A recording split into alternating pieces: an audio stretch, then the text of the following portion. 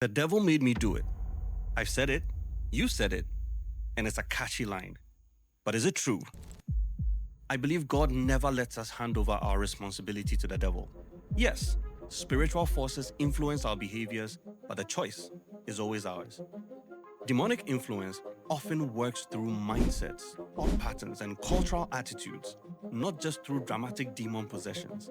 Satan rarely needs to take control. He would rather win your agreement.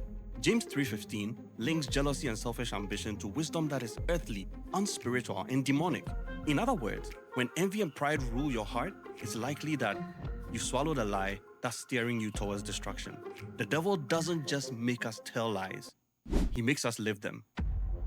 And take an example of Judas Iscariot. Though Satan entered his heart, in Luke chapter 22, the door was opened out of his own greed. Ananias and Sapphira were told, "Why has Satan filled your heart to lie?" Yet, Peter still held them accountable.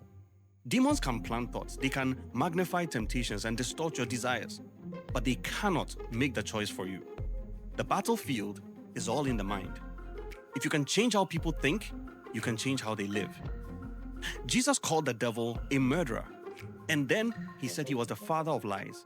His best weapon is deception. Like Adam, he twists the truth until people begin to live by his lies. So ask yourself, how many half-truths have you allowed to become your reality? Maybe you don't need another deliverance session. You need accountability. This is why discipleship really matters. The less we walk in true Jesus-centered discipleship, the more we are beginning to hear talk of generational curses. And here's the shocker. The New Testament authors who believed so deeply in the transforming power of Christ never once mentioned generational curses in their letters.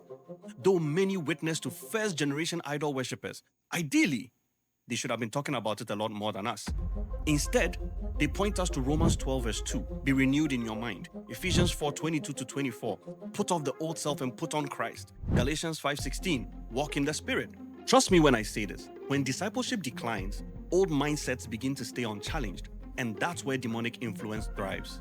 So the next time you're tempted to say the devil made me do it, just remember, that's not how God sees it.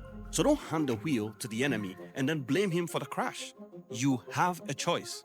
You have the Spirit, and in Christ, you have the power to say no.